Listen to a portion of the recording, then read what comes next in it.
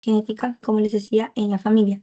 Aquí vamos a ver ciertos, digamos que tanto trastornos. Vamos a tocar también sobre las leyes de Mendel, ¿ya? Más que todo como para un pequeño recordatorio sobre qué nos dicen las leyes de Mendel, porque es importante para entender sobre todo la herencia monogénica, ¿ya? Y luego las herencias multifactorial y la herencia especial, ¿ya? Los trastornos genéticos los vamos a clasificar en 4 tipos, ¿ya? Esto lo hace normalmente en la universidad así. Primero tenemos a las monogénicas, que justo el que les digo que se necesita para poder entender las leyes de Mendel y todo, ¿no? Porque aquí vamos a aplicar un poco justo las 3 leyes, ¿ya? Que justo Mendel propuso. Ahora, esto justamente se rige por la herencia mendeliana, ¿ya? Entonces tenemos a otro que es el cromosómico, que de hecho ya lo hemos visto en la clase pasada, así que ya no lo vamos a ver en esta. Nos vamos a centrar en estas 3. Ay, bueno, en estas 3. Uy, qué cosa. Ya. Nos vamos a centrar en estas 3, ¿ya? Ujú, en esas 3. Ya, porque ya vimos las cromosómicas, ¿no? ¿Se acuerdan las alteraciones numéricas y estructurales que puede haber? Y justo por eso también se causan trastornos genéticos, ¿ya? A ver, recordatorio. ¿Se acuerdan sobre las alteraciones numéricas de la semana pasada? Y estructurales, a ver si alguien se anima a participar. Así una cosa súper cortita para seguir avanzando. ¿Sí? ¿Alguien se acuerda? O,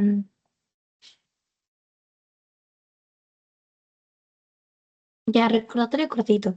Las numéricas eran las que obviamente íbamos a ver, por ejemplo, las monosomías, o sea, tenía que ver con el número de cromosomas. Y las estructurales, por ejemplo, teníamos a las deleciones, duplicaciones, que ya tienen que ver con la secuencia o la estructura que va a tener un cromosoma, ¿no es cierto?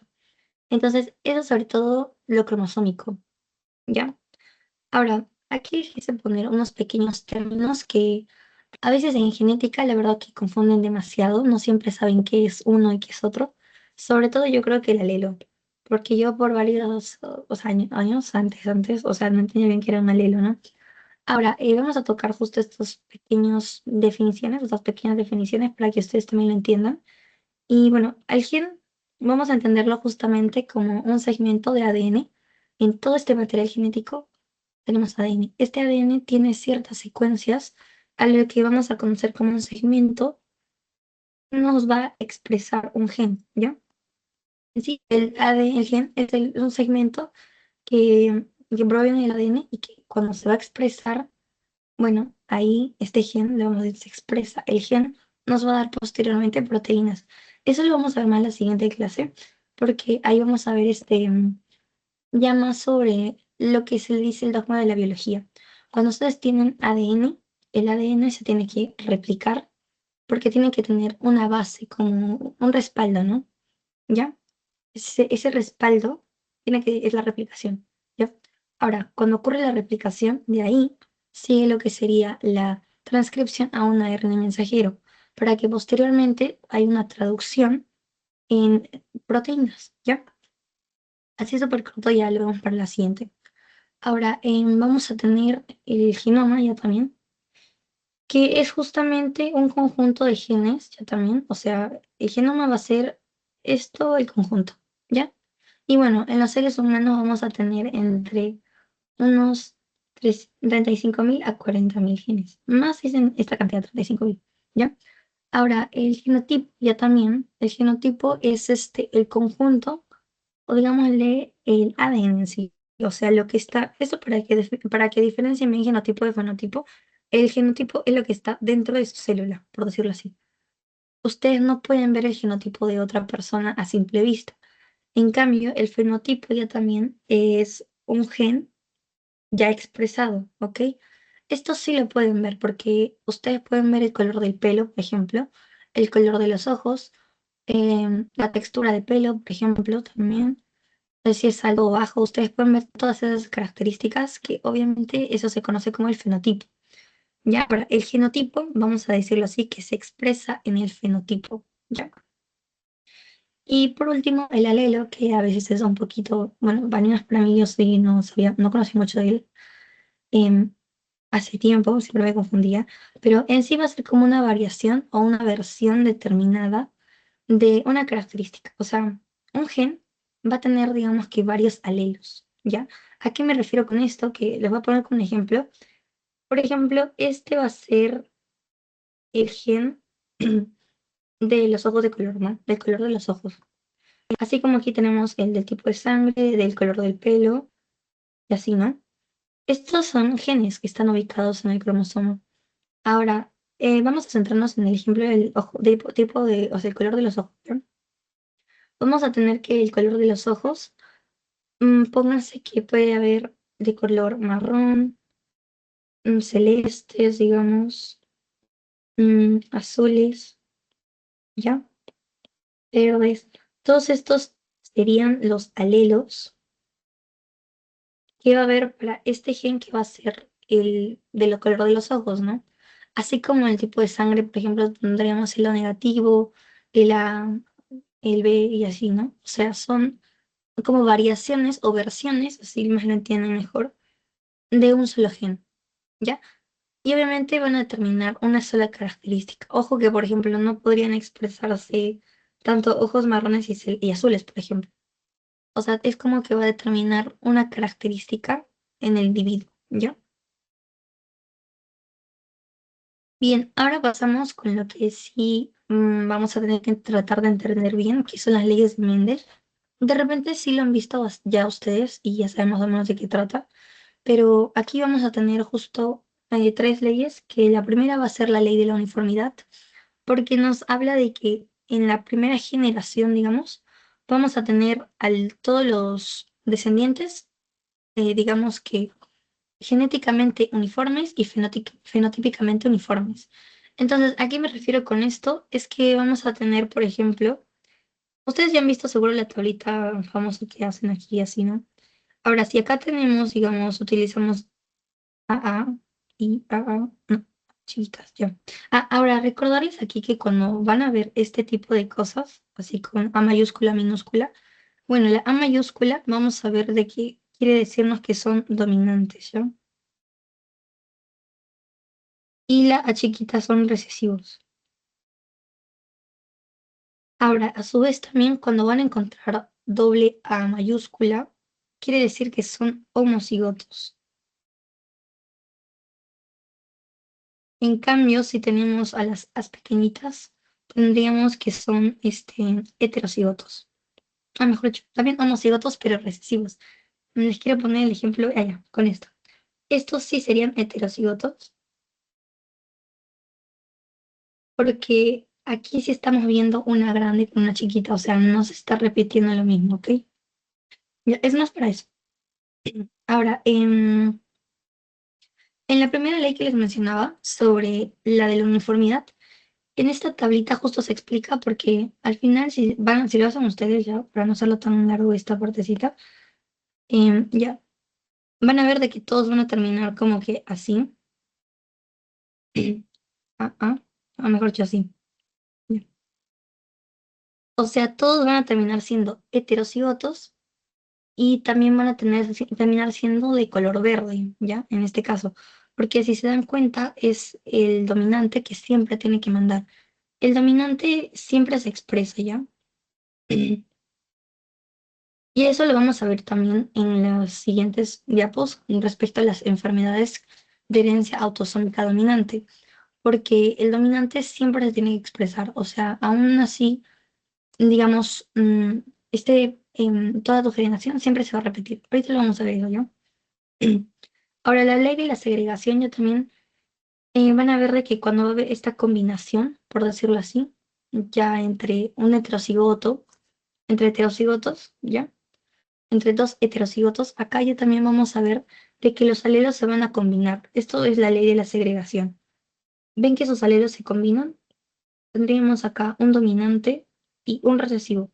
Y los dos del centro ya serían más heterocigotos, ¿no? Y solo tendríamos dos homocigotos, por ejemplo. Entonces, eso es otra de las leyes de Mendel, o sea, de que se van a combinar, sobre todo esto, la segregación nos habla de combinación, ¿ya? Y la última es de la transmisión independiente. Aquí más van a aparecer nuevos genes, digamos, o sea, en el experimento que tuvo Mendel, por ejemplo, utilizó el, la textura de los chícharos, me dicen, ¿no? La rugosa y la lisa, ¿ya? Aparte de los colores, ¿no? De los colores, ahora utilizó el de las texturas. Entonces, aquí vamos a ver sobre todo nuevos genes que obviamente no van a afectar, digamos, a los otros. O sea, el color de los ojos, o mejor dicho, el color de las chícharas no tenía nada que ver con la textura. Simplemente al momento de hacer justo esta ley de la segregación, de la combinar, es que terminábamos teniendo nuevas variantes, ¿no? Ahora, el que nos va a importar aquí va a ser justo lo que les decía, dominante y recesivo. Aquí les estoy poniendo un ejemplo cuando tenemos A grande y cuando tenemos A chiquita, ¿ya? El A grande, recuérdense que es dominante. Por lo tanto, si es dominante, vamos a tener en este caso aquí un heterocigoto dominante y aquí un heterocigoto recesivo, ¿ya? Cuando vamos a tener un descendiente de estos dos, el genotipo siempre tiene que salir el dominante, como dice acá, ¿no? Por lo tanto, cada uno va a dar su cromosoma, ¿no? Va a dar una A, por decirlo así, una A. Y tendríamos una A del lado dominante y una A del lado recesivo. Pero ¿quién se va a expresar siempre? El dominante, ¿ya? Si ustedes van a tener algún gen dominante, sí o sí se tiene que expresar, ¿ya? Eso es sobre todo para que lo entiendan mejor. Ahora pasamos a esto de las em, enfermedades de herencia monogénica o también le dicen enfermedades mendeleyanas. Ahora, estos se van a ubicar justamente, vamos a tener dos tipos. La ubicación de cromosoma del gen, las autosómicas y las que están ligadas al sexo, ¿ya? Por la ubicación del gen, ¿no? O sea, en qué gen se encuentra, ¿ya? Y ahí están las autosómicas y las que están ligadas al sexo. Y la expresión de los alelos. Esto ya, como hemos visto, tiene que ver con los dominantes y los recesivos, ¿ya? Ahora, su herencia tiene un patrón regular y, bueno, eh, 118 presentes cromosomas autosómicos, o sea, hay mayor cantidad de estas enfermedades mendelianas en los cromosomas autosómicos, ¿ya? Ahora, ven que en menor proporción hay en los que están ligados al sexo, tanto para el sexo X y para el Y. Pero obviamente las del sexo X son las que tienen más afectaciones porque, vean, tienen 1000 y en las del Y tienen 57, ¿no? Entonces, los cromosómicos, autosómicos, mejor dicho, son los más recurrentes y los que están ligados al sexo no tanto, pero las que están ligadas con el cromosoma X son los que están mucho más frecuentes, ¿ya? Ahora empezamos con la primera que va a ser la herencia autosómica dominante. Y ahora, aquí sí tienen que escuchar bien las características, e incluso yo les recomendaría que se hagan una tablita entre las diferencias de autosómica dominante y recesiva, ¿ya? Porque aquí justo vamos a ver ciertas características que son muy puntuales para diferenciarlos. Entonces, vemos que el individuo, primero, el individuo que está afectado, que va a tener esta herencia autosómica dominante, tiene que ser un heterocigoto, ¿ya? Un heterocigoto, ¿ya? Ahora, esta recurrencia, justamente, el riesgo de recurrencia, la frecuencia con la que puede pasar esta herencia autosómica, es el 50%, ¿ya? De toda la descendencia, o sea, el 50% de hijos pueden nacer con, digamos, esta enfermedad. Así. Ahora, tanto para mujeres y hombres, o sea, va a ser como igual, o sea, se puede transmitir de igual manera, ¿ya? Tienen la misma probabilidad de transmitir el fenotipo a sus hijos, como ellos también recibir la herencia, ¿no? O sea, varones y mujeres la pueden transmitir y la pueden heredar, ¿ya? Ahora, normalmente puede ocurrir por mutaciones de nuevo, que quiere decir que son mutaciones como nuevas, como lo podemos traducir, o sea, que no había previamente, ¿ya? Ahora, la herencia aquí es vertical, o sea, quiere decir como para abajo, ¿no? O sea, herencia, descendencia, ¿ya? Acá es una descendencia. Ahora, aquí es importante Esto es muy característico y a veces sí preguntan bastante. Aquí no hay portadores, ¿ya? O sea, a pesar de que tú tengas el, digamos, el genotipo, ¿ya? De una persona que debería tener cierta enfermedad, ¿ya? Sí o sí la tendrías que expresar. ¿Por qué? Porque es dominante, ¿ya? Sí o sí se tiene que expresar. Por eso no hay portadores. El portador se entiende como más o menos alguien que tiene la enfermedad, pero que no la expresa, ¿no? En cambio, aquí no hay portadores porque siempre se tiene que expresar, porque es dominante, ¿ya? Entonces, como pueden ver aquí, estas son las tablitas que normalmente se utiliza en, o sea, para explicar la parte de las leyes de Mendel y todo eso, ¿ya? Entonces, aquí si se dan cuenta, estamos viendo el 50% de los hijos que están afectados, ¿ya? Y el otro 50% que estaría normal, ¿no? O bueno, podemos entender como que no tiene nada. O sea, 50-50, ¿ya? Y si se dan cuenta, puede ocurrir tanto en hijas y en hijos, ¿ya? Mm. Bien, entre estos ejemplos vamos a tener a enfermedades como van a ser la acondroplasia, ¿no? En aquí, el locus también quiere decir la ubicación del gen, ¿ya? Entonces, su locus va a ser esto de aquí. Habíamos visto ya la semana pasada, ¿no es cierto?, los brazos largos, brazos cortos, entonces ya pueden entender un poco más o menos en qué cromosoma estaría y en qué brazo, ¿no? El corto o el largo, ¿no? Ahora, la frecuencia, por ejemplo, que va a ocurrir esta condroplasia es 1 a 12, pero de cada 20.000 recién nacidos vivos, ojo, ¿ya? Y bueno, como se dan cuenta, estas mutaciones de novo son muy comunes porque, miren, del 70 al 80% de estos casos se dan por mutaciones de novo, ¿ya? Entonces, aquí si estamos hablando de una alteración en un gen, estamos hablando de que este gen afectado, en este caso, el FGFR3, tiene que codificar un factor de crecimiento, ¿ya? En este caso, el factor de crecimiento 3, que tiene que ver con los fibroblastos. Aquí lo que les decía, este gen es uno que tiene que justamente hacer todo este dogma de la biología y todo para tener una proteína. Si no tenemos este gen correcto, o sea, no se va a poder expresar, no va a poder generar proteínas y por lo tanto tendríamos este tipo de enfermedades, ¿no? Un ejemplo, la acondroplasia, donde estamos viendo que este gen afectado, que es el que codifica el factor de crecimiento, no va a funcionar bien, por lo tanto no vamos a tener estos fibroblastos, ¿ya?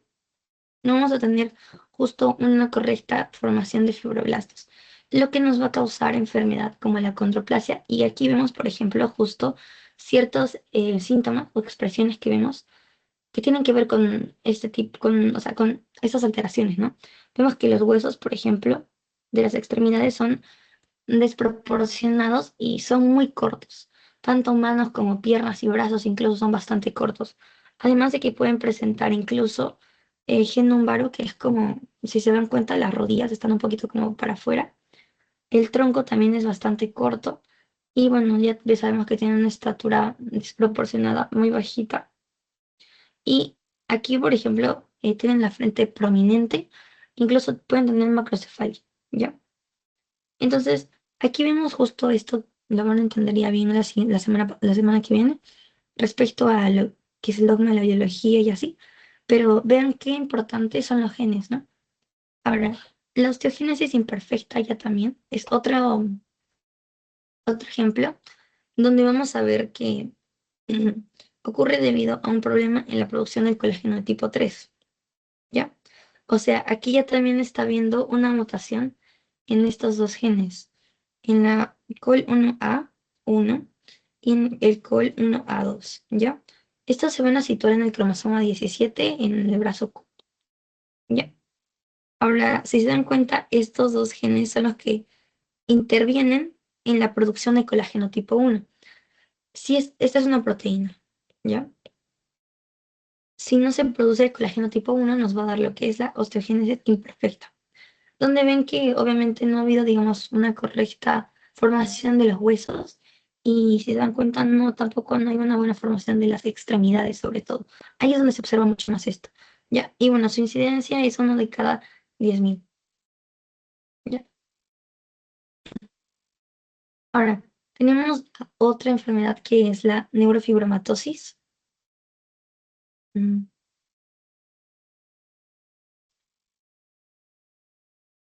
ay, Bien, tenemos a otra que es la neurofibromatosis, que ya vemos acá su locus. Y bueno, también vemos que hay mutaciones de nuevo, ¿no? Estas mutaciones de nuevo ya sabemos qué son. Y bueno, aquí vamos a hablar sobre, esto lo voy a dejar para otra clase, la parte de penetrancia y expresión, pero ténganlo en cuenta porque vamos a hablar, si no me equivoco, de la clase 4. Ajá. Sí, creo que la clase 4. Esto tengan en cuenta penetrancia y expresión, ¿ya? Entonces, acá van a ver que su penetrancia se completa a los 5 años y su expresión también es muy variable, ¿ya? Ahora, las mutaciones que vamos a ver que pueden ocurrir en esta neurofibromatosis, también pueden ocurrir mutaciones mejor dicho, cromosómicas, ¿no? Que vimos la semana pasada, de lesiones, inserciones, duplicaciones y sustituciones, ¿ya? Ahora, estas mutaciones también pueden llegar a causarnos la neurofibromatosis, ojito. Pero si estamos hablando de esta herencia autosómica dominante y todo, se va a dar también, ¿no? Por una mutación en el gen, en este caso en el NF1, NFI, ¿ya? Que va a configurar o va a codificar, va a darnos la proteína neurofibromina, ¿ya? Esta neurofibromina, vamos a ver que si no existe, o sea, si no se produce, va a causar ciertas características que vamos a ver en la neurofibromatosis, ¿ya? En sí, el neurofibromatosis vamos a entenderlo como pequeños tumores o pequeños excesos de tejido, ¿ya? Que van a estar tanto en nervios como puede haber en tejido subcutáneo, ¿ya? Y cutáneo. Por ejemplo, aquí tenemos los neurofibromas cutáneos, los subcutáneos en el tejido subcutáneo, ¿ya? Y el glioma, por ejemplo, que sería un pequeño como tumor, pero ya referente a los nervios, ¿ya? Entonces, justo esta es una enfermedad que va a afectar nervios del sistema nervioso central, así como, digamos, la piel, ¿no? Porque vamos a ver manchas cafés, también son como neurofibromas, lo que ya vimos acá, y elífides que son como manchitas o puntitos también marrones, ¿no? Entonces, si se dan cuenta, todas estas características van a ser producidas porque la neurofibrina no se está produciendo. Ay, ya. La neurofibrina no se está produciendo bien, ¿no? Ahora, el síndrome de Marfan es otro ejemplo, ya también sobre bueno, sobre herencia autosómica dominante, ¿no? Aquí vamos a ver, este es su locus, ¿ya? Y también aquí vamos a ver otro gen afectado, que es el FBN1, ¿ya? Es un gen muy importante porque va a codificar una glicoproteína que se conoce como fibrina 1, ¿ya? Esta fibrina 1 es muy importante para la formación de tejido conectivo, ¿ya? Si no tenemos este gen BFBN1 que codifica justamente esta fibrilina, no vamos a tener un desarrollo correcto del tejido conectivo. Y vemos nuevamente que se va a expresar como con características que vemos en la gente que tiene síndrome de Marfan, que son bastante altas, tienen las extremidades muy flexibles incluso, y tienen aracnodactilia, que son los dedos, o sea, bastante largos, o sea, extremadamente largos, de extremidades largas, son personas bastante altas. Incluso vamos a ver el pectum excavatum, o sea, vamos a ver esto es como una característica del esternón como para adentro, ¿ya? Y también hay una dilatación incluso de la aorta, ¿ya? Y si se dan cuenta, todas estas afectaciones en estos miembros, ¿no? Los brazos, por ejemplo, los vasos sanguíneos, ¿ya? Tienen que ver un poco con ese tejido conectivo y como no está siendo bien desarrollado porque no hay fibrilina 1, bueno, se va a expresar como el síndrome de Marfan, ¿ya? Su frecuencia es 1 de cada 5.000 recién nacidos vivos. Y vemos nuevamente que también tienen mutaciones de nuevo. Aquí también hay mutaciones de nuevo, ¿ya? Y la Corea de Huntington Seguro es una enfermedad que también la van a ver un poco en, de repente, bioquímica, porque acá tenemos una repetición de trinucleótidos, ¿ya? Aquí está su locus y ya penetrancia lo dejamos para la siguiente, para que no se confundan mucho. Pero ya, aquí lo importante es que ustedes saben de que un gen, ya les dije que es un pedazo de ADN, un segmento de ADN. Este segmento está codificado, o está mejor dicho, formado por bases nitrogenadas y estas bases al mismo tiempo van a estar, digamos que, puestitas en nucleótidos, ¿no? Ahora, estos van a estar en tripletes, ¿ya? De hecho, tripletes, ¿ya? Entonces, cuando vamos a tener este triplete, este trinucleótido, digamos que duplicado o repetido nuevamente una y otra vez, ¿ya? En esta proteína que es la huntingtina, ya aquí va a empezar digamos, el daño neuronal, porque esta huntingtina es buena, ¿ya? Pero obviamente cuando está hecha correctamente. Si nosotros tenemos una repetición de estos trinucleótidos, genera una mutación en la huntingtina y esta huntingtina, a su vez, se va a empezar a acumular en el cerebro, ¿ya? Entonces hay una acumulación excesiva de huntingtina mala, o sea, mal hecha, ¿ya? Y va a terminar causando una degeneración neuronal, porque esta huntingtina es tóxica, ¿ya? Cuando está mal hecha, cuando tiene trinucleótidos, o sea, repetición de estos trinucleótidos, obviamente se convierte en mala y empieza a intoxicar el cerebro y nos causa una degeneración neuronal, ¿ya? Y esto, como ya vimos, degeneración neuronal se va a expresar obviamente en las células del sistema nervioso central, ¿ya? Chicos, ¿hasta aquí está todo claro o tienen alguna duda?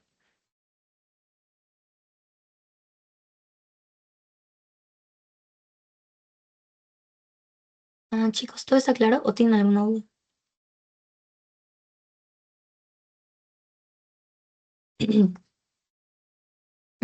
Ya. Entonces pasamos ahora con herencia autosómica recesiva.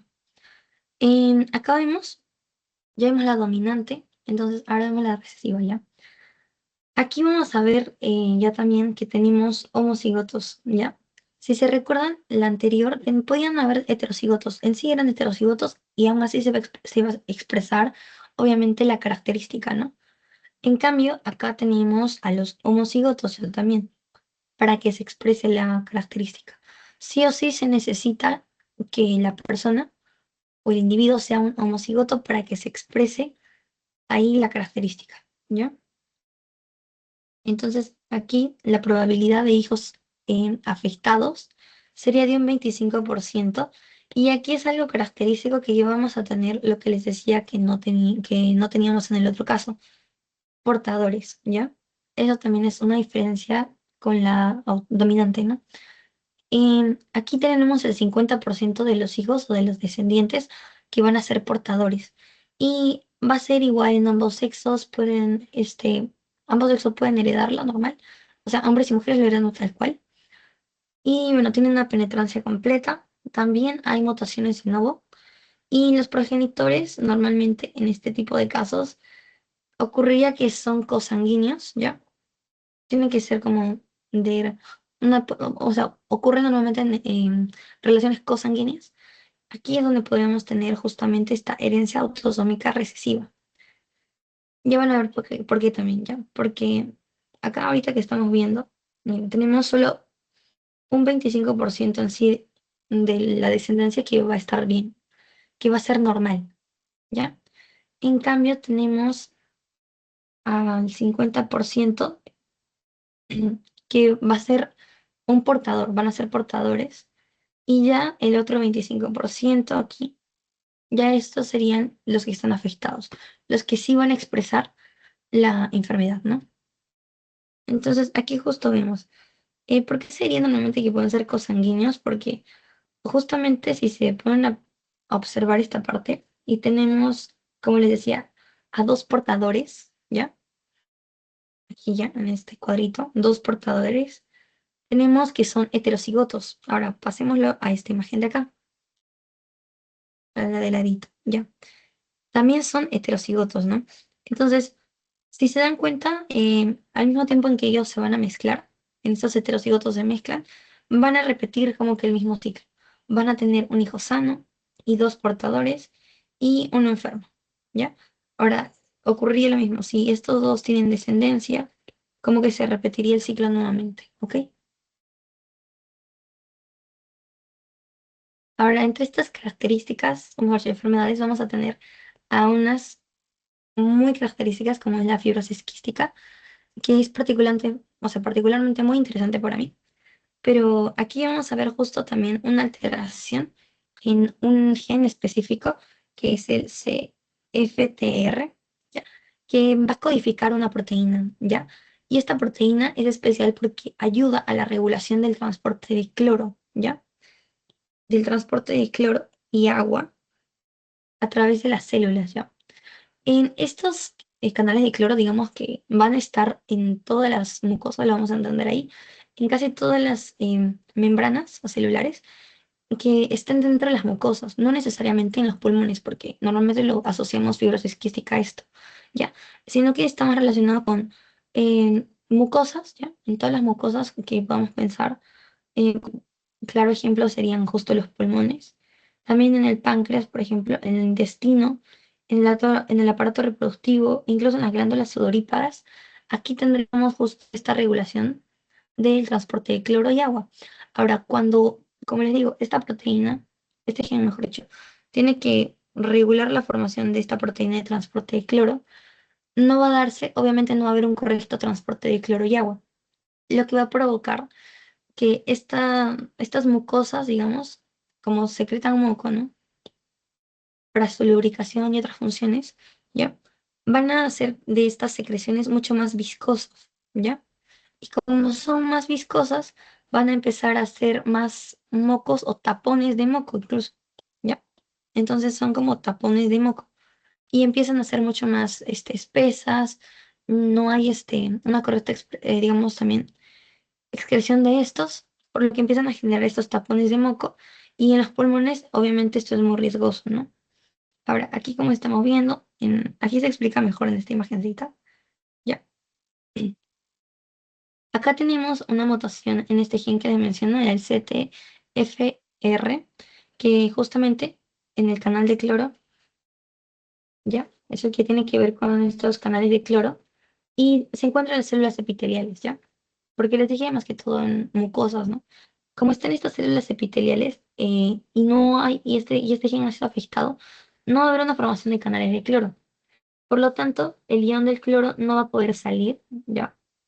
Y digamos que el agua tampoco como que va a poder entrar, ¿ya?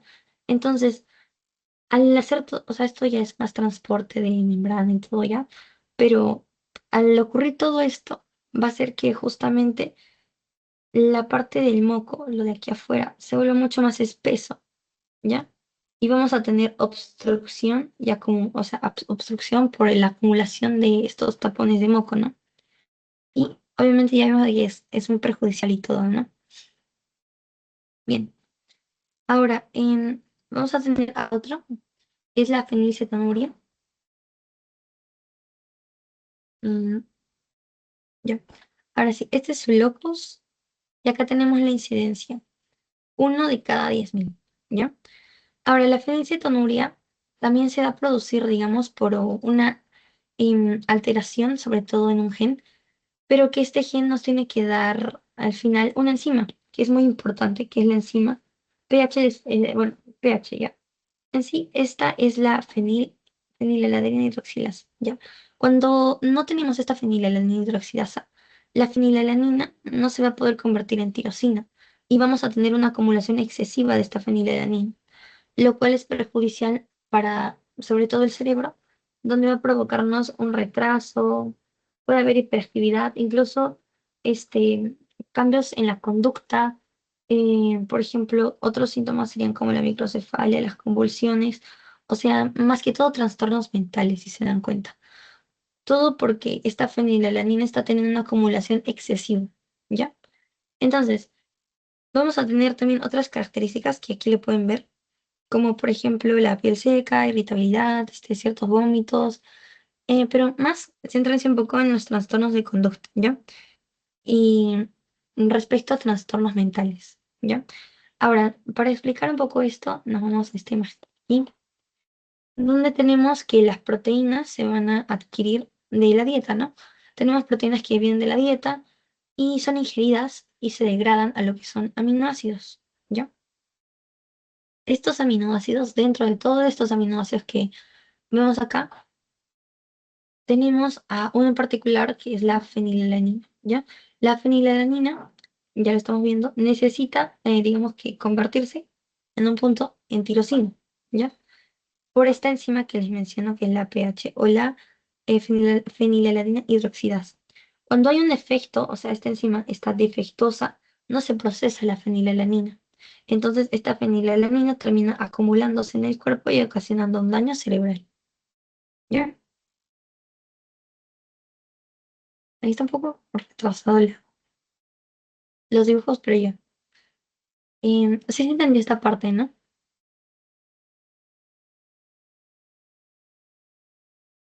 Chicos, ¿está todo claro?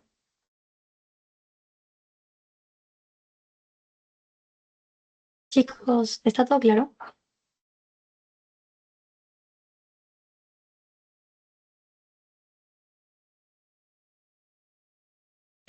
Ya. Bien, seguimos por la hiperplasia suprarrenal, fenilketonuria, ya todas estas eran características de herencia autosómica recesiva, ¿ya? Y aquí les puse unas ciertas alteraciones que van a ocurrir justamente en todas estas, ¿ya? Hemos tocado aquí sobre todo estas dos, entonces ya más o menos saben de qué se trata mejor. Y justamente aquí van a ocurrir ciertos retrasos mentales, la disminución de la capacidad del aprendizaje, sobre todo en la fenilcetonuria y en la otra, ¿ya? Y las, por ejemplo, infecciones crónicas respiratorias están más relacionadas con la fibrosis quística, ¿ya? Ahora tenemos a otra enfermedad de herencia autosómica recesiva también, que es la alcaptonuria, ¿ya? En aquí ya también es un poquito similar a en el caso de la fenilalanina, ¿se acuerdan? Necesitamos una enzima. Esta enzima no fue, digamos, bien desarrollada, por lo tanto no cumple su función, ¿ya? Lo mismo, aquí tenemos una enzima que está defectuosa, ¿ya? O que no tenemos suficiente de esta enzima, que es la homogentizato dioxigenasa, ¿ya? Esta, eh, esta enzima ya también nos va a ayudar a convertir este ácido POH fenilpiruvato a ácido maleíl acetato acético, ¿ya? Entonces, ¿se acuerdan? Fenilalanina tiene que cambiar a tirosina por la fenilalanina hidroxidasa, ¿ya? Y esta tirosina luego va a cambiar a esto, ¿ya? Y aquí es donde necesitamos de esta enzima. A mejor yo acá. Perdón, aquí es aquí. Ya que esta es la homogicentisato, ¿ya? Perdón, está un poco retrasado, no sé por qué. A ver, lo voy a volver a presentar. Que no sé por qué está tan retrasado.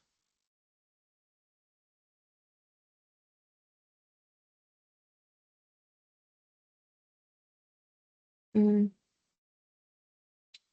sí, pero ya. En fin, bueno, les decía, tenemos a esta enzima, la de acá, que justo es la homogentizato dioxigenasa, ¿ya? Entonces, esto nos tiene que ayudar a convertir el ácido homogentísico en ácido maleílato acético, ¿ya? Entonces, ¿qué pasa? Cuando no hay una conversión de esto a esto, obviamente va a haber ciertos, digamos, cambios, una acumulación excesiva de este ácido homogentísico que va a causar, a su vez, como hay una acumulación excesiva, se va a empezar a oxidar, ¿ya? Y va a terminar formando como un pigmento oscuro, ¿ya? Por la oxidación que ocurre en este ácido homogentísico. Entonces, este pigmento oscuro lo vamos a poder ver en, por ejemplo, la orina, teniendo alcaptonuria, o sea, la orina de color negro, también en la ocronosis, o sea, en los ojos, si se dan cuenta. Incluso hay pequeños depósitos de este pigmento oscuro en la piel, ¿ya? O sea, un depósito tisular de pigmento, ¿ya? Entonces, así es como se observa la alcaptonuria cuando no hay justamente, o hay la ausencia, mejor dicho, de esta enzima, algo parecido como vimos en el caso de la fenilcetonuria, donde esta fenilalanina hidroxilasa ya también es la que estaba siendo la deficiente, la que no está, ¿no? La que no está funcionando bien. Bien, aquí les hice una tablita respecto a las diferencias entre la herencia autosómica dominante y la recesiva, ¿ya? Entonces, aquí siempre recuérdense dónde hay portadores y dónde no hay, cuál es la probabilidad de los afectados y también cuáles son heterocigotos y cuáles son homocigotos, ¿ya? Ahora, el árbol genealógico aquí va a ser vertical y aquí se dice que es como que horizontal, ¿ya? Pero para mí las más características que siempre les pueden preguntar por ahí en sus exámenes, si hay portadores o no, también son heterocigotos, homocigotos, que son, y sus probabilidades, ¿ya? Bien, pasamos a las de, ya, herencia autosómica dominante, pero ahora las que están ligadas al sexo. Vamos a ver a las que están ligadas al cromosoma X, ¿ya? Primero, acá tenemos que obviamente hombres y mujeres van a ser afectados en la misma proporción, porque tanto hombres como mujeres siempre van a tener al menos un cromosoma X. Ya, en el caso de las mujeres tienen dos, pero los hombres al menos tienen un cromosoma X. Entonces, eh, como diferencia, vamos a ver que el varón va a manifestar la enfermedad de manera uniforme en cuanto a la gravedad. O sea, si es grave, la va a presentar tal cual, ¿ya? En cambio, en la mujer es variable, o sea, puede que la presente un poco más leve, moderado, severo. En cambio, el varón, digamos que se llevaría la mayor parte de esto, ¿ya? Ahora, eh, es importante también acá que, ojo, que el varón afectado no va a transmitir esta enfermedad, ¿ya? El varón afectado es el que se lleva la peor parte, pero no la transmite. Digamos que la única persona que la va a transmitir va a ser las mujeres. Una mujer es la única persona que la puede transmitir. Acá tenemos ejemplos como el raquitismo, que es resistente a la vitamina D, el síndrome de Rett y el autismo, ¿ya? En esta imagen les quiero explicar justo un poco esto, porque miren, si vemos acá tenemos a un padre afectado y a una madre sana, ¿ya? No tiene nada, está bien, es sana, ¿ya? Entonces, como les decía, acá vamos a ver que los hijos, o sea, el gen mutado está del lado del padre, ¿no? La mamá tiene dos genes normales. Si hacemos una herencia, va a haber una hija afectada y un hijo no afectado. Ahora, ¿por qué? Porque justamente la hija que está afectada va a heredar un cromosoma Y de la mamá que está bien, pero el papá solamente tiene un solo cromosoma X, ¿ya? Solo lleva un cromosoma X, ¿ya? Entonces, justo el que está mutado, o sea, que está dañado, es el que va a heredarse, ¿no? Entonces, si se dan cuenta, ya también al cromosoma, a un hijo no afectado, ya, a un niño, no le va a heredar justamente la enfermedad. ¿Por qué? Porque no necesita darle el cromosoma X, ya. Necesita darle un cromosoma Y porque es un niño, ¿no? Y justo el otro X vendría, digamos, de la mamá. Entonces, aquí está justo aplicándose un poquito de que el varón va a ser el que va a transmitir la enfermedad, pero no a los hijos varones, ¿ya? Solo, digamos, que a las mujeres, ¿ya? Y lo mismo ocurre por aquí, por ejemplo. Cuando tenemos un padre no afectado ya también y una madre afectada, aquí vamos a ver que van a tener hija, hijo no afectado y hija e hijo afectado. Esto ya porque obviamente, si se dan cuenta, la mamá va a tener el problema aquí. Entonces, vamos a ir por el primer caso de la hija. Es una hija no afectada, entonces va a tener un X del papá que está totalmente sano y puede haber la probabilidad de que la mamá justo le dé el cromosoma que no está afectado. Por lo tanto, tendríamos una hija no afectada, ¿ya? En cambio, en el hijo no afectado, obviamente no va a pasar nada porque el cromosoma que le tiene que dar la mamá le va a dar, digamos que el sano, pero el papá le da el Y, así que no hay ningún otro problema, ¿no?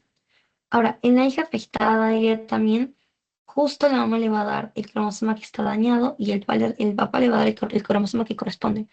Y en el hijo afectado, ya también la mamá le da el cromosoma dañado y bueno, el papá le da el cromosoma X que le corresponde también, ¿no? Entonces, espero se esté entendiendo un poco esta parte bien, pero si se dan cuenta, digamos que depende mucho de qué cromosoma X se está heredando, ¿ya? Porque la mamá lo puede pasar con mayor porcentaje porque pues tiene dos cromosomas X, que ambos están dañados. En cambio, el varón no va a poder transmitir mucho la enfermedad, digamos, tal el caso en las hijas mujeres, porque, mejor dicho, en los hombres no le va a poder heredar porque solamente a ellos les tiene que dar un cromosoma Y. En cambio, a las mujeres sí les tiene que heredar un cromosoma X. Por lo tanto, sí hay una probabilidad muy diferente, ¿no? Al caso de si fuera un hijo varón, de que le herede la enfermedad, ¿no? Bien, aquí justo hay ejemplos, tales como, ah, ya, aquí. Justo van a ver de que se puede transmitir a través de mujeres portadoras y así. Aquí hay un ejemplo que normalmente, seguro le han escuchado hablar sobre la hemofilia, ¿ya? ¿Ya? Aquí vamos a ver justo cuando un hombre es sano y una mujer portadora, o cuando un hombre es hemofílico, o sea, está enfermo, y una mujer sana y así, ¿ya? Primero vamos con las características. Aquí vamos a ver que se transmiten a través de, bueno, mujeres portadoras sobre todo, ¿ya? Acá las mujeres no van a expresar la enfermedad, ¿ya? O sea, son portadoras, ¿ya? No la expresan. Sin embargo, sí la pueden heredar, o sea, heredar, ¿no? O sea, sus hijos, su descendencia sí va a tener la enfermedad. Ahora, los hombres ya también es los que van a tener la mayor repercusión, o sea, siempre son los que van a nacer en su mayor porcentaje enfermos, ¿ya? Los varones son los más afectados y transmiten el gen alterado, bueno, a sus hijas, ¿ya? A todas sus hijas, ¿ya? Entonces, aquí hay una incidencia de rasgo mucho mayor, obviamente, en varones que en mujeres. O sea, así como hemos visto, la severidad de la enfermedad en los varones va a ser mayor que en las mujeres, ¿ya? Porque las mujeres, en su mayoría, hay portadoras, ¿ya? Ahora, la mujer heterocigota generalmente no están afectadas, ¿ya? Esto sí, una mujer, la forma en la que, digamos, estaría afectada o en la que sería, poniendo en el caso de la hemofilia, en que sería hemofílica, sería únicamente o sea, si es un mejor dicho, un heterocigoto, ¿ya? Mejor dicho, un homocigoto, ¿qué digo? Ya, un homocigoto, ya. O sea, por ejemplo, tendría que ser un AA chiquito, ¿ya? Un AA chiquito. Esa sería la única forma en que una mujer heterocigota, mejor dicho, homocigota, sería, digamos, portada, mejor dicho, expresaría la homofilia. Ya no sería solo portadora, ¿ya? Bueno, les voy a explicar mejor con la imagencita de acá, pero ya. Tenemos, por ejemplo, a un hombre sano, ¿ya? Y a una mujer que va a ser portadora. Ahora, ella tiene el gen, digamos, de la hemofilia, pero no lo expresa, solo es portadora. Por lo tanto, su descendencia, vamos a ver que van a ser sí o sí un niño hemofílico, porque el niño se ha llevado justo el cromosoma que está malo. Por lo tanto, sí vamos a tener un niño que van a ser con hemofilia. Y ojo que este es hombre, ¿ya? Ojo, recordemos eso que él es hombre, ¿ya? Ahora, en el caso de la niña, ya también va a terminar siendo portadora. ¿Por qué? Porque tiene otro cromosoma X, ¿ya? Las niñas terminan siendo portadoras, casi siempre. Tendría que tener este otro cromosoma X también con el gen de la hemofilia para decir que es hemofílica, ¿ya? Espero que me entiendan esa parte. Pero como no lo tiene, por lo tanto es portadora, ¿ya? Por lo tanto sería portadora. Ya bien. Pasamos ahora con la siguiente. Ahora pongámonos en la suposición de que este niño hemofílico, bueno, va a tener su descendencia ahora, siendo un hombre hemofílico con una mujer sana. vamos a ver que el gen que va a heredarlo lo va a pasar a todas sus hijas mujeres, ¿ya? Y van a terminar siendo portadoras, porque la mamá sí les está dando el cromosoma X, digamos, sano a ambas, porque es una mujer sana, ¿no? En cambio, el padre aquí, al darles el cromosoma X, como es un hemofílico, como está afectado, todas sus hijas van a terminar teniendo este gen de la hemofilia y siendo portadoras, ¿ya? Ahora, en el caso de los niños, yo también, tenemos a un niño sano y otro niño sano. ¿Por qué? Porque el papá les tiene que dar únicamente el cromosoma Y, no el X. Así que la mamá, como está totalmente sana, les va a heredar los cromosomas X sanos y el padre les heredaría el cromosoma Y, que también está bien, o sea, no está dañado. ¿Ya? Por lo tanto, sus hijos aquí sí van a ser todos sanos, ¿ya? Ahora, ¿qué pasa ya también si tenemos a una mujer que va a ser portadora y a un padre o un hombre que es hemofílico? ¿Ya? Aquí ya también tendríamos que ambos papás en sí van a tener el gen defectuoso, o sea, tienen el gen de la hemofilia, ¿ya? Entonces, el padre, cuando va a tener hijas, una va a terminar siendo portadora porque puede que la mamá le dé el cromosoma bueno, pero el papá le da el cromosoma malo. Por lo tanto, termina siendo una portadora. Ahora, si nos vamos en el caso de los niños, uno sí o sí va a terminar siendo hemofílico, porque justo puede que la mamá o el papá le dé el cromosoma dañado, ¿ya? El X que, mejor dicho, la mamá le da el cromosoma que está dañado, la mamá, el X que está dañado, y el papá solamente le tiene que dar un y el Y sí está bien. Así que sería únicamente hemofílico, ¿ya? Ahora, una niña hemofílica, también no sería en este caso, ¿por qué? Porque la mamá le está heredando su cromosoma malo, justo el que está malo, y el papá también le va a heredar el único cromosoma X que tiene y está mal, ¿ya?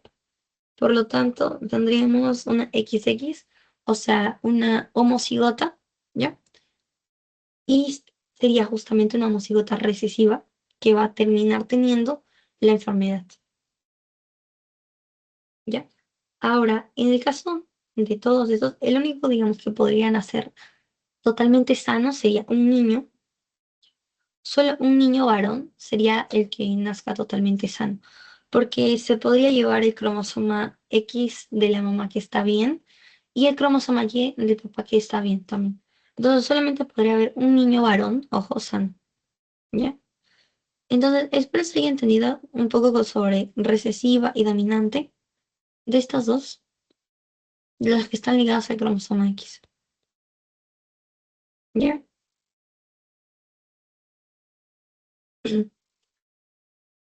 Bien, otras enfermedades, aparte de la hemofilia que ya les dije, tenemos a la distrofia muscular de Duchenne.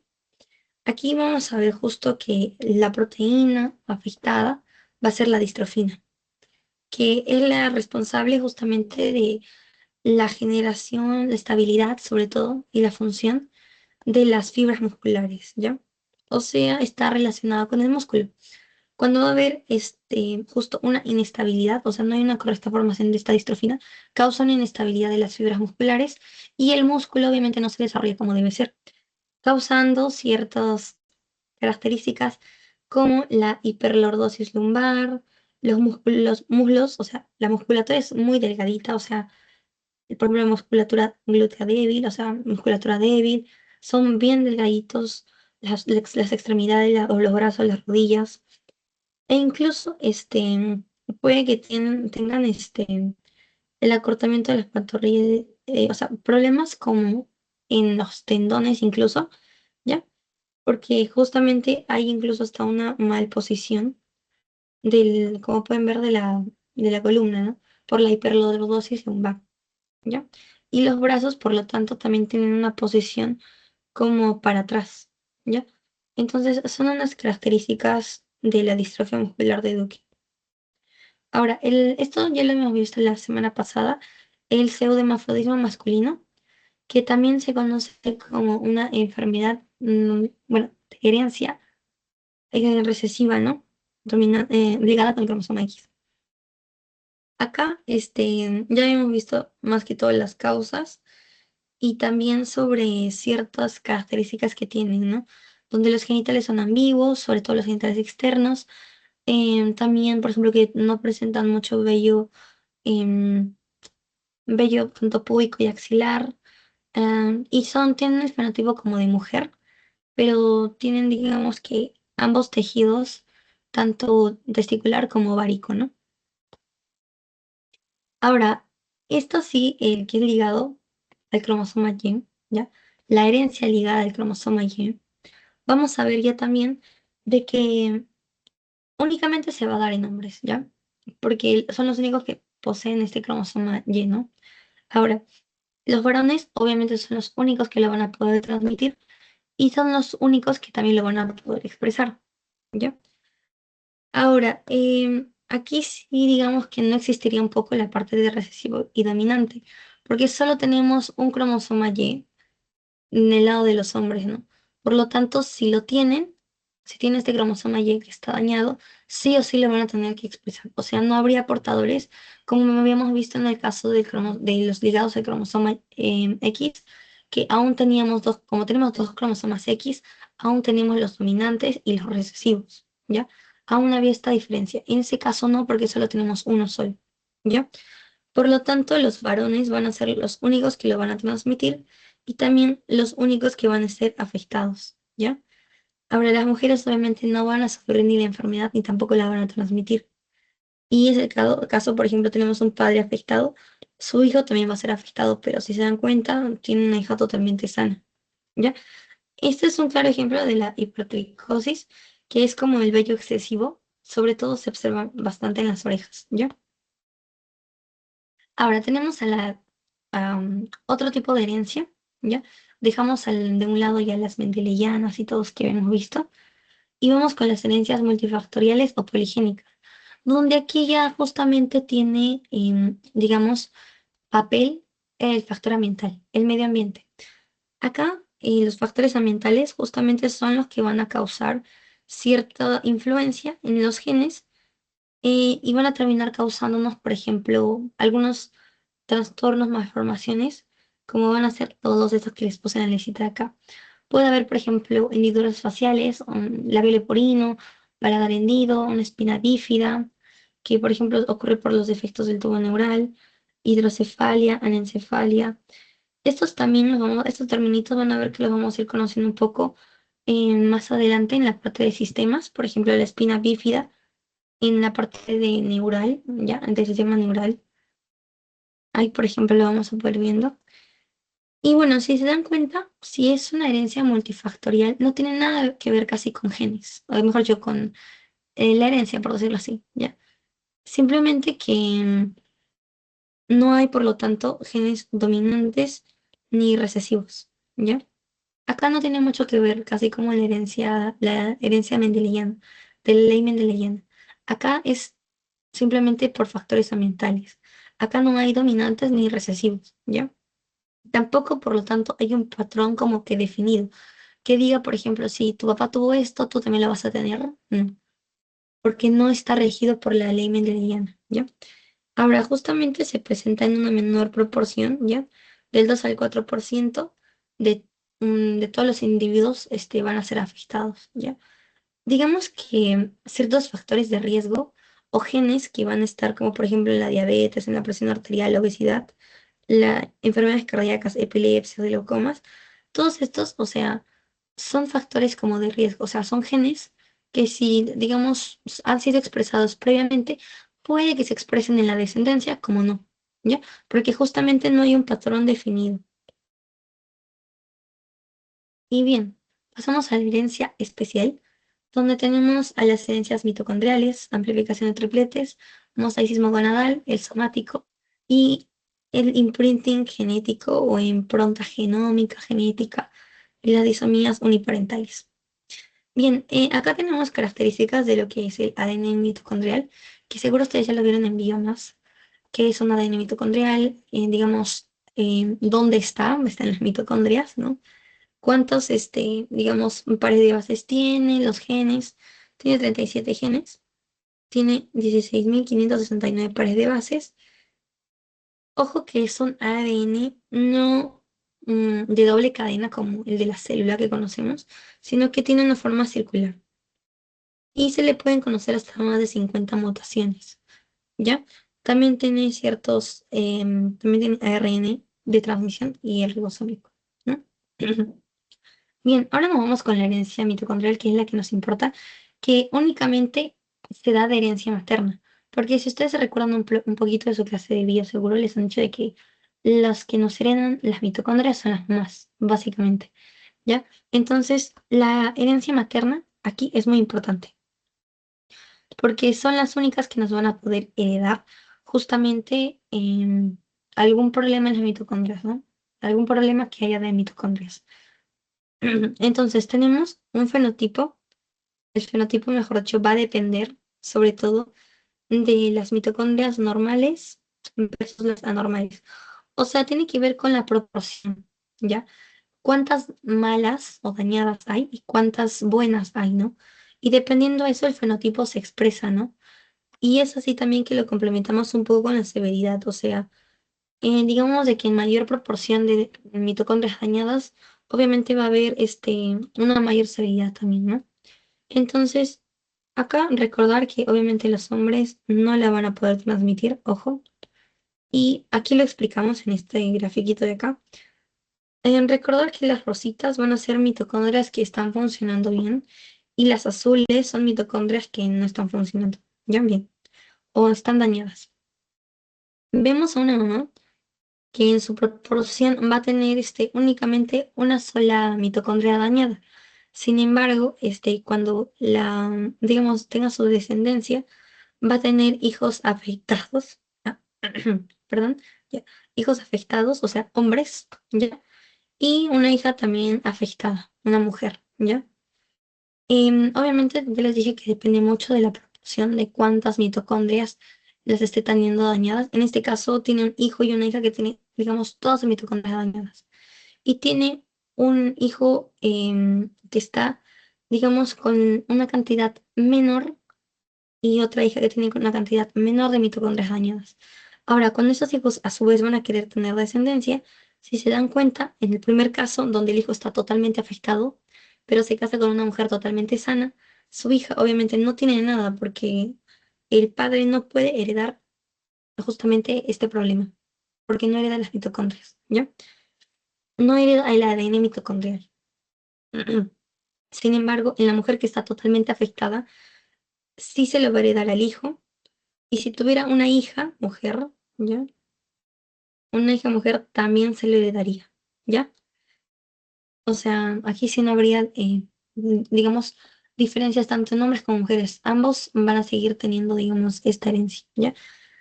Lo único diferente sería que los hombres no la pueden heredar, ¿ya? Ahora, el mismo caso para aquí, una hija que está casi afectada puede tener una hija que sí está afectada y otra hija, mejor dicho, que está levemente afectada y otra hija que sí tiene una mayor proporción de mitocondrias afectadas, ¿ya? Pero si se dan cuenta, ambas están afectadas, ¿ya? Entonces, aquí va lo importante de conocer también estos terminitos acá, que son la homoplasmia y la heteroplasmia. La homoplasmia quiere decirnos que todo el material genético del ADN mitocondrial está bien o está mal. Pero ya generalizando, o sea, la hemoplastia es como que todo el ADN mitocondrial está sano o está mutado, ¿ya? En cambio, la heteroplasmia es como que vamos a ver una mezcla entre sanas y dañadas, ¿ya? Aquí hay una mezcla entre sanas y dañadas, ¿ya? Entonces, acá, por ejemplo, cuando vamos a tener una menor proporción, como digamos del 30%, digamos que no va a haber una enfermedad, ¿ya? No hay, o sea, no se expresa. Sin embargo, si ya tenemos, pónganle un 70% incluso, ya son bastantes las mitocondrias dañadas, aquí ya estaríamos hablando de una enfermedad, ¿no? Y se está expresando la enfermedad y todo. Entonces, eso es más o menos lo que nos habla esta herencia mitocondrial, ¿ya? Ahora pasamos a la siguiente, que va a ser la del imprinting génico o la impronta genómica. ¿Hasta aquí todo claro, chicos?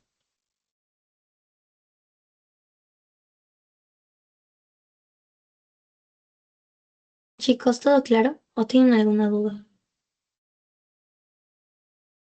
Bien, pasamos al imprinting génico o impronta genómica, que bueno, en estos casos sobre todo se va a utilizar de mm, algo que se conoce como la metilación. O sea, este recurso al que vas a recurrir, este imprinting génico o impronta genómica, recurre justo a la metilación, ¿ya? Mm. Ahora, ¿qué ocurre en este imprinting génico y esto ya? Bueno, los óvulos y los espermatozoides van a agregar ciertas señales, o sea, van a recurrir al uso de esta metilación y van digamos que, inactivar justo por esta metilación ciertos cromosomas, o sea, ciertos genes dentro de su cromosoma para que no se expresen, ¿ya? Entonces, por eso recurre a la metilación. O sea, si a un gen le colocamos el grupo metilo, o sea, metilación, por eso CH3, ¿ya? Si le colocamos este grupo metilo, digamos que vamos a decir que no te expreses, ¿ya? O sea, le indica a esa parte, a esa porción de gen, le dice no te expreses y obviamente silencia este gen y no se termina expresando. Por lo tanto, se silencia, no se expresa y puede causar ciertas mutaciones, digamos, porque un cigoto necesita de ambos, digamos, tanto del lado de la mamá y del papá, que los cromosomas y que los genes de ambos cromosomas estén, digamos, aportando lo que debe cada uno, ¿ya? En cambio, si es que ocurre una metilación en alguna de estas porciones y no se expresa, obviamente, como les digo, va a haber ciertas mutaciones. En ejemplos, de acá tenemos al síndrome de Prader-Willi y otro que es el de Angelman. Aquí está, digamos que su locus, o sea, tienen 40, mejor dicho, su cariotipo y locus a la vez, ¿ya? Le vamos a decir así, porque tiene 46 cromosomas y está correcto, ¿no? 46XY, por ejemplo. Pero va a tener una deleción, sobre todo en el cromosoma, aquí, deleción en el cromosoma 15, ¿ya? Entonces, acá en ambos, tanto en el Prader-Willi como en el Angelman, ocurre en la misma ubicación y todo. Lo único diferente es que en el Prader-Willi, digamos que va a ser del lado del padre y en el Angel-Willi del lado de la madre, ¿ya? Entonces, ¿a qué me refiero un poquito con esto? Que, bueno, en el Prader-Willi, el heredado por el padre, justamente es el que tiene el problema, en el que va a haber la deleción, ¿ya? Donde ha habido justamente una impronta génica, genómica, y no está viendo la expresión del gen. O sea, esta expresión del gen no está porque ha habido una, digamos, deleción, ya, en este cromosoma 15. Ha habido una metilación, también podría decirse, o sea, ha habido cualquier otro de estos mecanismos por el cual este gen no se está expresando. Ya, pero esto viene del lado del padre. Y en el de Angelman ya también ocurre lo mismo, pero en el gen heredado de la madre, ¿ya? No se va a expresar correctamente o simplemente no se expresa, ¿ya? Y va a causar los síntomas que tienen estas enfermedades. Mm, Bien, pasamos con las disomías uniparentales, que aquí vamos a recordar un poco lo que hemos visto en la clase pasada sobre disyunción de los cromosomas, ¿no? O sea, ¿qué pasa cuando no hay una correcta disyunción? Tenemos ambos pares de cromosomas que van a derivar de sus progenitores, ¿no? Nosotros ya sabemos cómo, le digamos que así está como dos, ¿no? Un cromosoma X viene de la mamá y otro cromosoma X viene del papá. Entonces, cuando no hay una correcta disyunción, justamente al final puede que uno no termine heredando lo que debe, ¿ya? Entonces aquí es donde tenemos estas disomías uniparentales, ¿ya? Porque más o menos podemos entender una disomía uniparental como que un solo padre le va a heredar toda su carga genética a un hijo, ¿ya? Entonces, ¿cómo vamos a hacer esto? Vamos a ver. Tenemos como que dos tipos de disomías uniparentales, donde vamos a tener a la heterodisomía y a la isodisomía. La heterodisomía va a ser cuando se va a heredar dos cromosomas homólogos de un mismo progenitor, ¿ya? O sea, un papá o una mamá va a heredar todo, ¿ya? Por decirlo así. Y la isodisomía ya también acá va a ser cuando los cromosomas homólogos de un progenitor ya también como no va a haber otro, digamos que se duplica, ¿ya? Y se va a heredar dos copias idénticas, ¿ya? Aquí es característico que los cromosomas en ambos lados son homólogos. Bien, esto lo vamos a entender mejor en la imagen de acá, donde por ejemplo tenemos, digamos, papá y mamá. Esto es para la isodisomía, ojo, ¿ya? Entonces, acá tenemos una mala disyunción, por ejemplo, en la meiosis 2, donde no está habiendo, digamos, una correcta disyunción y estamos teniendo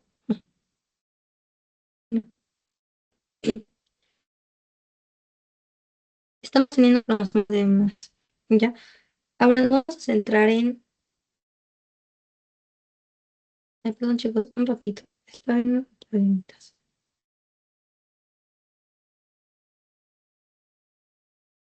Ya. Em,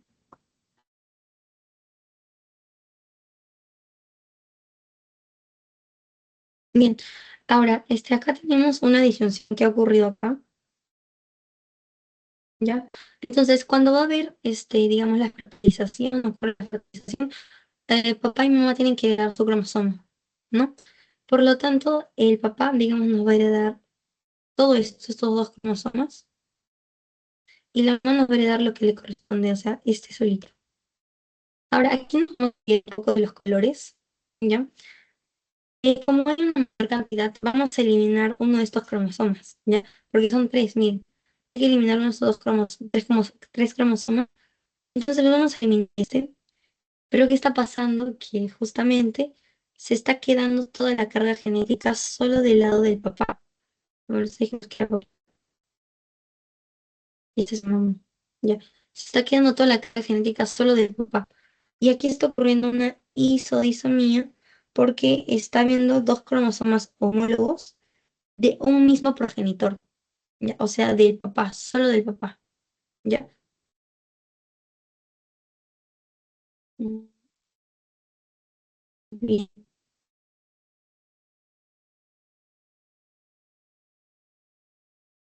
Bueno, chicos, está bien un poco retraso, no sé por qué los dibujos.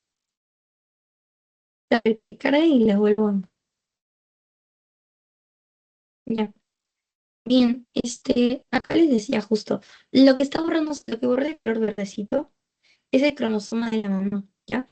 Ese cromosoma es el que, como está viendo de más, hay tres cromosomas, se va a eliminar. Y si se dan cuenta, al final el cigoto va a terminar teniendo dos cromosomas de un solo progenitor, en este caso del papá, los que están en morado, ¿ya? Estos dos serían los que están siendo únicamente de papá, ¿no? Entonces aquí estaría ocurriendo una isodisomía porque ambos cromosomas son, digamos que lo mismo, son homólogos y están proveniendo de un solo progenitor. O sea, es como incluso que se estuviera duplicando, porque ambos están viniendo de color moradito, no sé, para diferenciar acá con colores. Ahora, en una heterodisomía ya también, aquí tenemos, acá tenemos una disyunción tanto en la parte de primera meiosis como en la segunda meiosis, ¿ya? Entonces nos van a dar eh, tanto papá, no, nuevamente, acá tenemos papá y aquí estaría mamá. Bien, entonces vamos a tener la herencia tanto de mamá como de papá. Acá vamos a tener dos cromosomas, ojo que ya digamos que han sido mezcladitos, ¿no? Ya, dos cromosomas que han sido mezcladitos del lado del papá y dos cromosomas que han sido mezcladitos del lado de mejor dicho, uno nada más del lado de la mamá, porque es lo que debería ocurrir, ¿no? Aquí ha habido una disyunción por lo que está mal, no debería ocurrir eso. Bien, entonces, ya. Cuando ocurre la fertilización, vamos a ver de que tenemos en total tres pares. Se va a eliminar uno y justo se va a eliminar también el del lado de la mamá, ¿ya? Y terminaríamos teniendo dos cromosomas, mejor dicho, también de un mismo progenitor, pero aquí estaría ocurriendo una heterodisomía porque estamos teniendo de diferentes cromosomas, o sea, un bracito del cromosoma A y otro bracito del cromosoma B, por ejemplo. Ay, bueno, está cargando un medito, chicos, pero ya. A ver, ¿qué carga? Y lo explico, termino de explicar otra vez.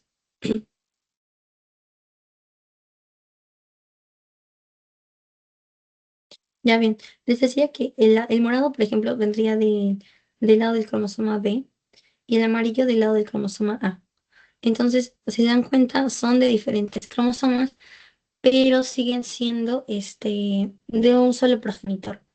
Eso es lo que diferenciaría, digamos, a una isodisomía de una heterodisomía, ¿ya? Donde los cromosomas no son iguales, no son lo mismo, no vienen del mismo cromosoma, por decirlo así. ¿Ya? En cambio, la isodisomía sí. Bien, sí, ¿logró entender esa parte o hay alguna duda, chicos?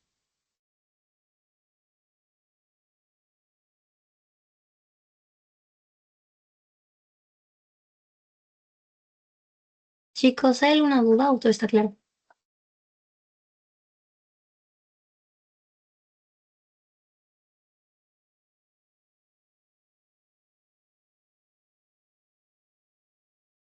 Ya, bien. Ahora, en este caso tenemos a otro que es la amplificación de tripletes, donde, bueno, causada por una expansión también de trinucleótidos, ¿ya? Así como hemos visto, por ejemplo, la enfermedad de Huntington o de Corea de Huntington, donde había una repetición de este trinucleótido, también ocurre en otras enfermedades como la distrofia miotónica, por ejemplo, donde hay una repetición, dense cuenta, hasta más de 50 repeticiones de este CTTG. Y bueno, también otras como el síndrome de la X frágil, donde hay hasta más de 200 repeticiones de un trinucleótido que es el CGG, ¿ya? Entonces, acá vamos a ver de que justamente cuando hay una repetición de trinucleótidos, va a causarse una inestabilidad, ¿ya?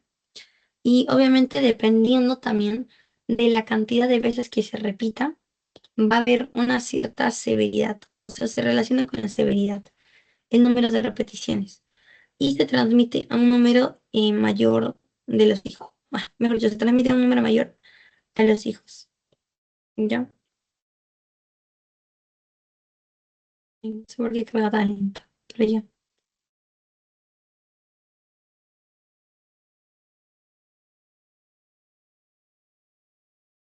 A ver, chicos, te voy a volver a presentar porque creo que se colgó.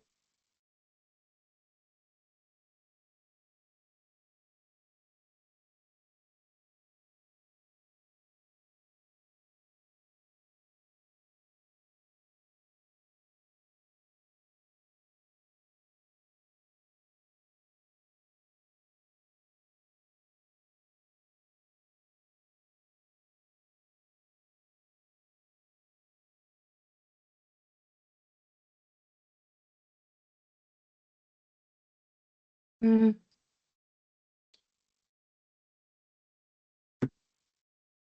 bien, chicos. Ya. Entonces, ya les mencionaba sobre la distrofia miotónica, la de enfermedad de Huntington y el síndrome del X frágil. Bueno, solo recuérdense aquí que cuando hay una mayor cantidad de repeticiones de estos trinucleótidos, o sea, va a causar justamente las enfermedades que vemos acá, ¿no? Y también dependiendo de cuánto es, digamos, la repetición, también va a relacionarse con la severidad, ¿ya? Esa parte de ahí. Bueno, este de la X frágil, justamente vemos que hay una repetición en ese triplete que es el CGG, ¿ya? Y obviamente hay una falta de proteínas. Ya ven, chicos, no se pasa.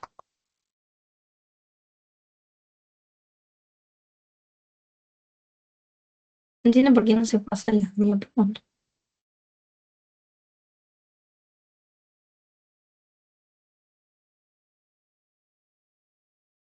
Ya, este es el síndrome del X frágil que les digo. Entonces acá hay una repetición de este triplete que es el CC, a ver, CGG. que justamente va a causar ciertas, digamos, también con ciertos defectos o deficiencias, sobre todo a nivel también neuronal.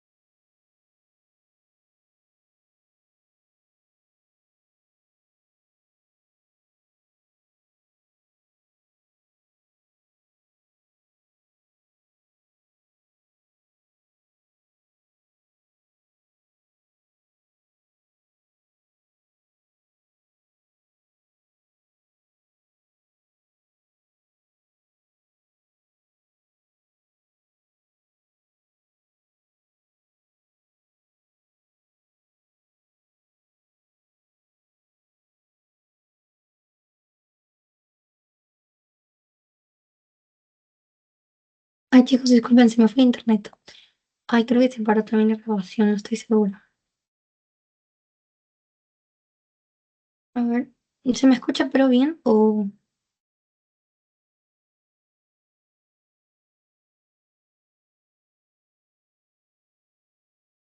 Ya. Bueno, chicos, creo que se fue la grabación. Pero ya voy a tener que grabarles. Ah, no, sí está. Ah, ya.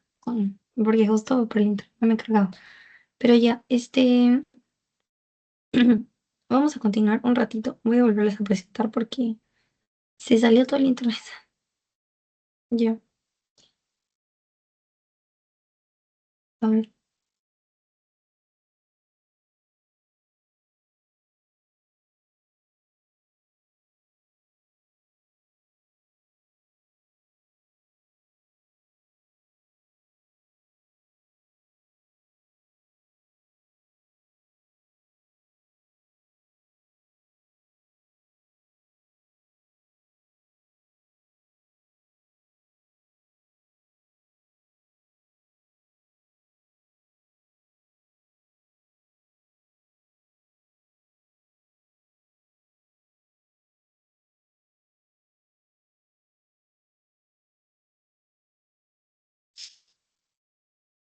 Ya, bien, chicos. Este, ya, ahora sí creo que sí se ve.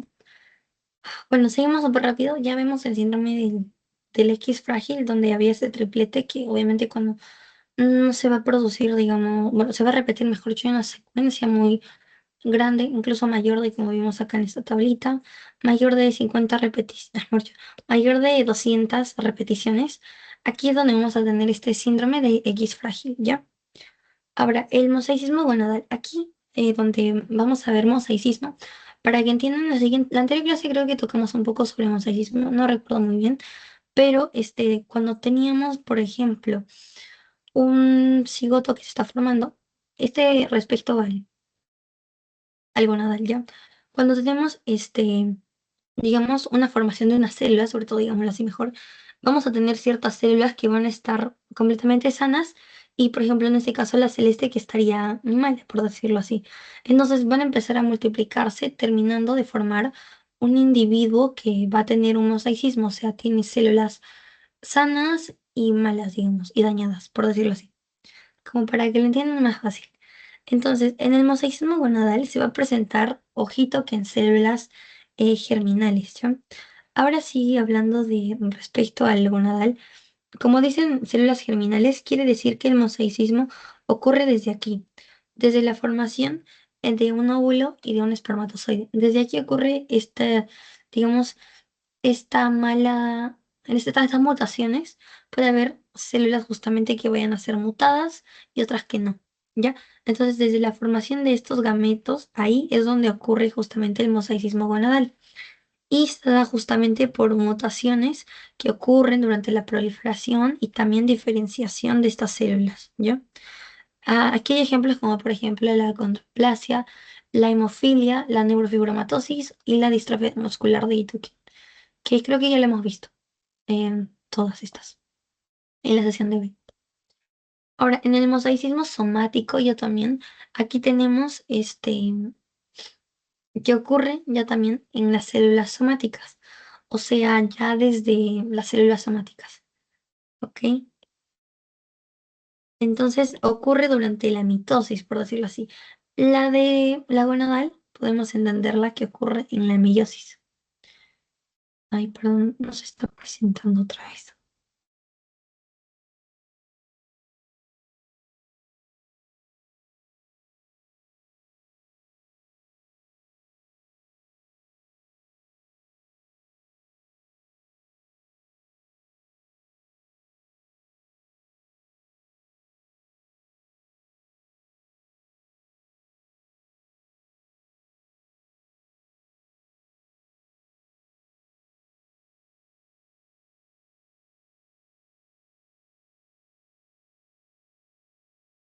A ver, chicos, un ratito. No sé qué está pasando la verdad. Mm,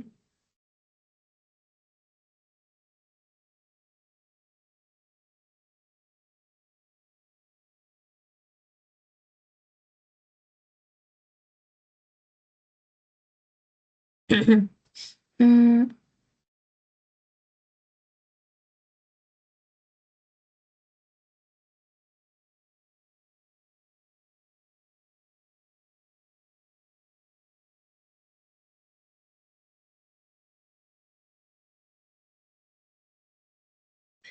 mm, bueno, no sé por qué no se presenta. Bien. Pero ya, le decía sobre todo del mosaicismo. Ya esto es lo último, el gonadal y el somático. Si se presentan, lo ven ya. Gonadal les dije que se da sobre todo en células germinales, o sea, desde la formación y diferenciación de estas, tanto de las células, bueno, de los ovocitos y de los espermatozoides, ¿no?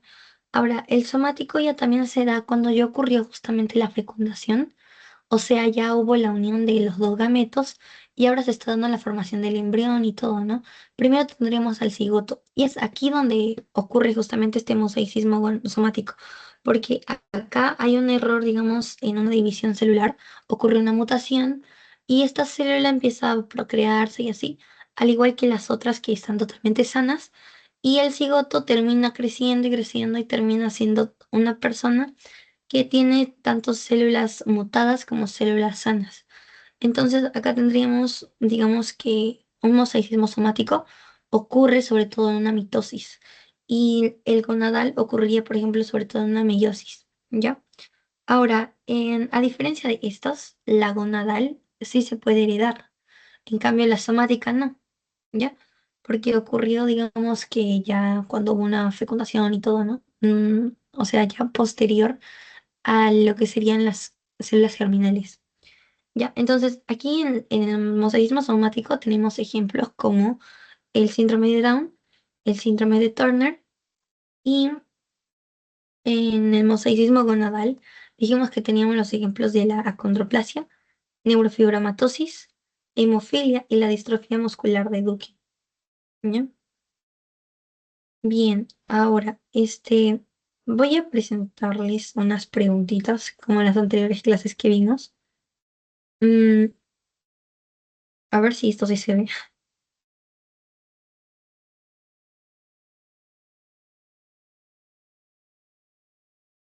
¿Ya? Mm, bueno, tampoco se ve. Me creo las preguntitas. Pero ya, las solamente son tres. A ver, voy a llamar también como para que respondan. A ver, em, primero sería, a ver, la primera pregunta. Vamos a hacer solo dos, ¿ya? ¿En qué se caracteriza la herencia autosómica dominante? A ver si alguien puede responder o le llamo a alguien. A ver, para hacerlo rapidísimo. ¿Alguien se recuerda que era la herencia autosómica dominante?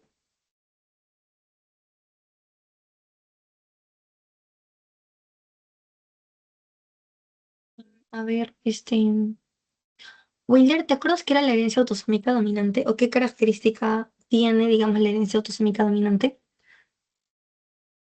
Que se transmiten un 50%, sean hijos o hijas. Ujú. Ocurriría tanto en proporción de hombres y mujeres. Ahora, otra característica que sí no quiero que se olviden es que no existen portadores, ¿ya? Eso sí, nunca se olviden, no existen portadores, ¿ya? Ahora, ¿qué es la impronta génica? Esta es la última pregunta, a ver. em, eh, Valeria.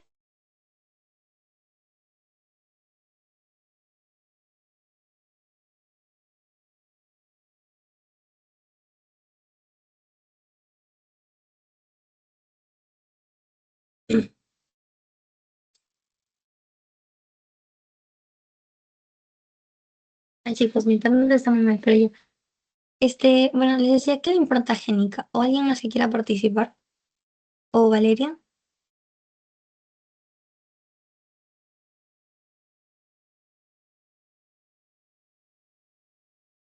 ¿no se acuerdan que era la impronta génica?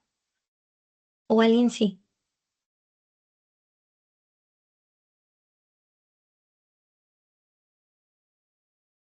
Ya bien, recordamos la impronta génica, era una de estas justo herencias especiales, donde, por ejemplo, dijimos de que esta impronta génica utiliza justamente de un recurso como van a ser, por ejemplo, la metilación, o algunos otros también pueden, digamos, utilizar, no necesariamente metilación, ya, puede ocurrir, justamente utiliza ciertos recursos para poder, digamos que, silenciar a un gen.